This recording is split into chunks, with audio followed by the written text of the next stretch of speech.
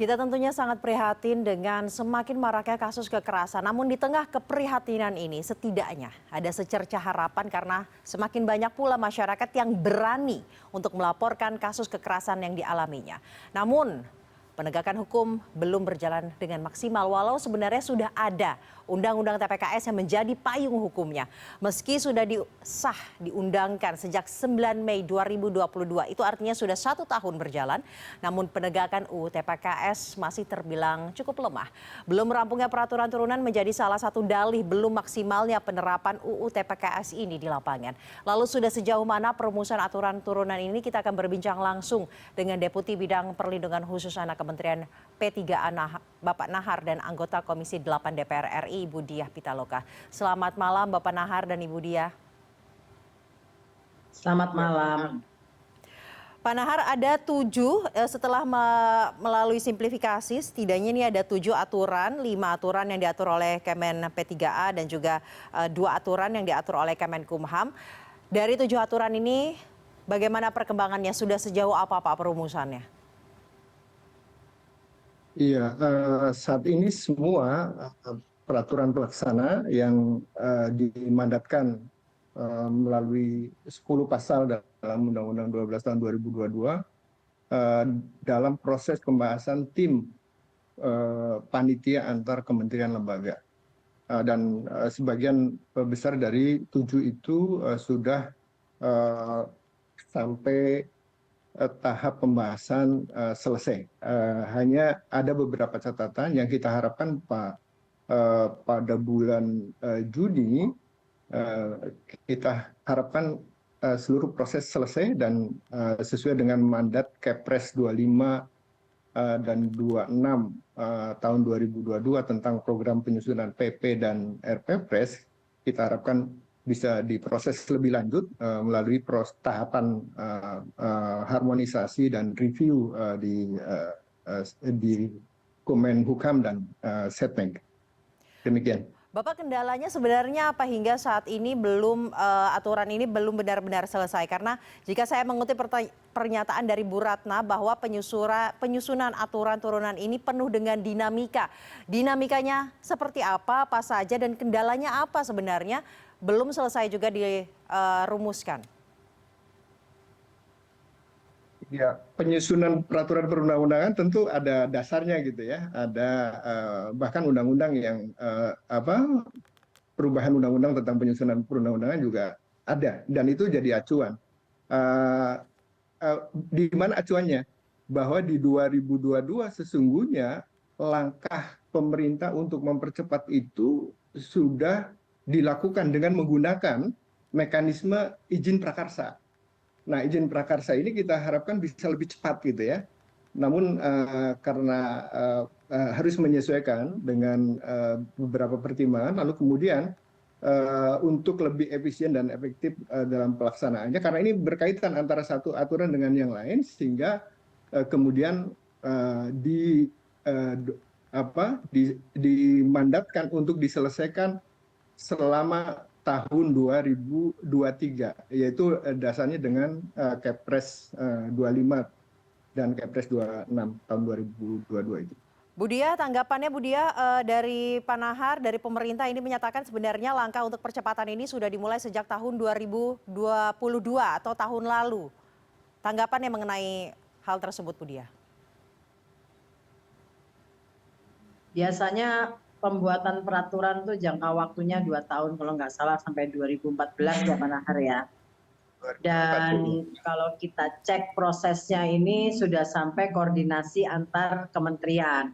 Nah berarti ini selangkah lagi karena setelahnya ini akan masuk tahap harmonisasi dan juga review di Setnek untuk bisa berjalan sebagai sebuah peraturan pemerintah ataupun peraturan presiden ya yang termuat juga di dalamnya dalam menjalankan amanah Undang-Undang TPKS nomor 12. Nah, tapi menurut saya hukum itu sudah bisa dijalankan. Peraturan pemerintah ini sifatnya adalah implementasi mandat dari undang-undang menyangkut tindak pidana kekerasan seksual dalam hal ini TPKS Dan juga sebetulnya ada juga undang-undang yang sangat berkaitan, itu undang-undang KDRT yang bisa berjalan. Undang-undang itu sudah bisa berjalan, jadi peraturan pemerintah ini sifatnya menjalankan mandat seperti mengatur adanya bagaimana menjalankan restitusi, lalu bicara pencegahan, penanganan, pelayanan publiknya, lalu juga tentang UPTD ya, UPTD pemberdayaan perempuan dan perlindungan anak di daerah. Jadi sifatnya lebih implementasi bagaimana supaya undang-undang ini bisa berjalan baik dalam kerja-kerja pemerintahan, termasuk juga pelatihan bagi aparat penegak hukum. Nah ini memang penting, tapi setelah undang-undang itu diketok, pemerintah menerbitkan peraturan yang sifatnya membuat undang-undang ini bisa berjalan baik, tapi undang-undang itu sendiri menurut saya sudah bisa berjalan dalam hal ini. Berarti sebenarnya Bu Diah, kendala kurang maksimalnya penerapan undang-undang TPKS di lapangan ini bukan serta-merta karena aturan turunan yang belum rampung seperti itu, karena kan ini menjadi salah satu dalih sebenarnya. Ya, kita paham memang undang-undang ini butuh pemahaman, sehingga ada ya masukan dari kerja pemerintah adalah untuk memberikan pelatihan bagi APH. Menurut saya yang mungkin dominan adalah kultur hukum kita sendiri dan juga pemahaman hukum masyarakat, lalu juga yang mungkin harus dicek adalah pelayanan hukum terhadap kasus-kasus tindak pidana kekerasan seksual ataupun KDRT gitu, karena ini sangat dilingkupi oleh kultur patriarki yang sangat kuat gitu di dalam masyarakat kita. Pekerja pemerintah memberikan pelatihan dan sosialisasi itu yang harus dicek ya. Bagaimana Pak Nahar? Itu harus segera dijalankan. Karena undang-undang ini, ya karena undang-undang ini sangat dipengaruhi oleh perspektif gitu. Baik. Dan perspektif itu kemudian bisa kita berikan pemahaman di dalam pelatihan, walaupun tidak hanya pelatihan, tapi bagaimana sinkronisasi paradigma hukum ini terhadap APH di ruang kerja pemerintah. Pak Nahar, tanggapannya apakah sosialisasi dan juga pelatihan terhadap para aparat penegak hukum ini sudah maksimal dilakukan oleh pemerintah? Ya,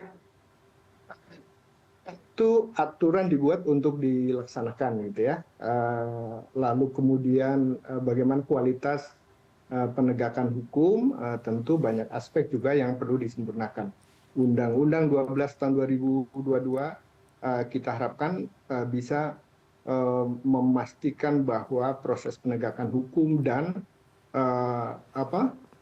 pemenuhan hak korban itu bisa dioptimalkan. Karena undang-undang ini tentu juga ada beberapa hal yang dalam bentuk ini terobosan gitu ya. Contoh misalnya ketika ada keluhan kasus-kasus tindak pidana kekerasan seksual itu susah diungkap gitu ya, karena kejadiannya sangat tertutup gitu ya. Lalu kemudian untuk pembuktiannya juga harus menggunakan cara-cara yang profesional dan mendalam gitu ya. Sehingga di Undang-Undang 12 tahun 2022 tentu ditegaskan bahwa bisa. Baik Pak Nahar. Ya. Baik Pak Nahar, tadi Pak Nahar menyatakan bahwa di dalam undang-undang ini tidak sedikit adanya terobosan, itu artinya ada sesuatu yang baru, ada sesuatu yang membutuhkan pemahaman yang baru. Sudah sejauh mana pelatihan dan sosialisasi dilakukan oleh pemerintah seperti yang tadi dikatakan oleh Bu Diah, kalau ini harus benar-benar menjadi salah satu fokus pemerintah agar UU TPKS ini bisa berjalan dengan maksimal. Sudah sejauh mana dilakukan oleh pemerintah? Sosialisasi ini tentu sejak 9 Mei 2022 di undang-undang ini disahkan, tentu sosialisasinya sudah mulai dilakukan, dan 2023 ini tentu pemerintah khususnya Kementerian Pemberdayaan Perempuan dan Perlindungan Anak membuat strategi sosialisasi yang nanti masif gitu ya, bisa dilaksanakan di segala tingkatan masyarakat, di lembaga-lembaga dan termasuk di nanti aparat penegak hukum, dan tenaga-tenaga layanan yang mendampingi korban. Karena pendamping korban, undang-undang ini juga mengisyaratkan bahwa banyak pihak yang harus atau punya kewajiban untuk mendampingi korban. Lalu kemudian yang kedua, bahwa korban tindak pidana kekerasan seksual tidak lagi misalnya ini masuk ke level kejahatan serius, tapi sudah masuk ke kejahatan luar biasa, sama dipersamakan misalnya dengan kejahatan HAM berat, korban jaringan terorisme, di mana misalnya restitusi yang diberikan misalnya lalu kemudian tidak dipenuhi karena misalnya pelakunya yang punya kewajiban untuk membayar tidak sanggup membayar atau sanggup membayar hanya setengahnya, maka melalui mekanisme yang ini peraturan pelaksananya sedang dibuat, nanti ada kompensasi yang bisa diberikan kepada korban. Nah, oleh karena itu maka kelengkapannya perlu disiapkan. Bukan berarti ini harus menunggu gitu ya. Untuk restitusi saya pikir saksi dan korban sudah ada peraturan perundang-undangan yang terkait dengan perlindungan saksi dan korban yang selama ini dilakukan oleh LPSK dan lembaga lain. Jadi ini untuk memaksimalkan dari upaya-upaya penanganan dari korban tindak pidana kekerasan seksual. Baik, sosialisasi dan juga pelatihan sudah dilakukan sejak disahkan tahun lalu. Bagaimana catatannya Budi ya? Karena kita ketemu banyak juga di lapangan bahwa banyak aparat penegak hukum yang belum terlalu aware dengan undang-undang ini. Walaupun kalau kita bicara mengenai kepolisian di mana laporan itu dibuat, Kapolri sendiri sudah mengeluarkan telegram bahwa undang-undang ini sudah bisa diterapkan. Namun masih banyak juga aparat penegak hukum baik dari kepolisian, kemudian kejaksaan, ada juga kehakiman yang belum menerapkan aturan ini. Kenapa kendalanya? Padahal tadi pemerintah sudah menyatakan sosialisasi sudah dilakukan. Melakukan perubahan atau transformasi budaya itu memang nggak bisa hitungan seminggu atau 2 bulan atau 1 tahun gitu ya.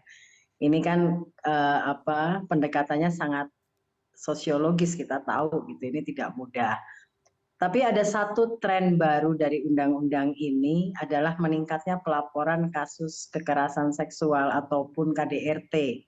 Menurut saya ini ada kita baca dengan lahirnya undang-undang TPKS ini, kemudian masyarakat tidak lagi tabu melaporkan kasus-kasus kekerasannya karena banyaknya tingkat pelaporan. Presiden sendiri dalam arahannya sudah memprioritaskan bahwa perlu adanya penurunan tingkat kekerasan seksual terhadap perempuan dan anak. Ini menjadi prioritas arahan juga bagi kerja Kementerian Pemberdayaan Perempuan dan Perlindungan Anak.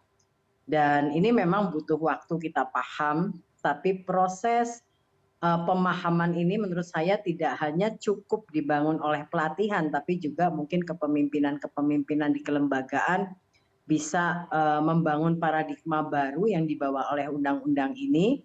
Dan sejalan dengan meningkatnya pelaporan masyarakat, tentu publik atau APH sendiri banyak kemudian saya yakin belajar dari kasus-kasus yang dihadapi atau dibawa ke meja peradilan.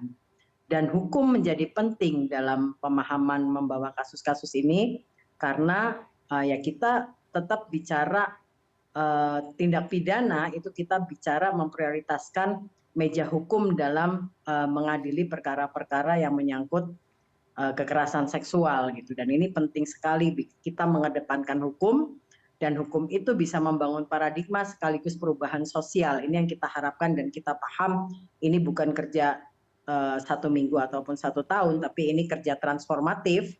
Tapi sejalan dengan waktu saya yakin ini akan menjadi lebih baik dalam penanganan atau apa yang ingin kita capai, penurunan tingkat kekerasan seksual terhadap perempuan dan anak ataupun warga negara lainnya termasuk juga laki-laki. Baik, pelatihan dan sosialisasi harus terus dilakukan agar bisa membangun budaya dan mengubah budaya seperti tadi Budiah katakan. Namun Pak Nahar, kami juga menunggu agar aturan turunan yang melengkapi UU TPKS ini bisa segera dirampungkan sehingga lengkap UU TPKS-nya dan dapat diimplementasikan dengan baik di lapangan. Terima kasih Deputi Bidang Perlindungan Khusus Anak Kementerian P3A Bapak Nahar dan juga anggota Komisi 8 DPR RI Budiah Pitaloka telah bergabung bersama kami di CNN Indonesia Newsroom pada malam hari ini.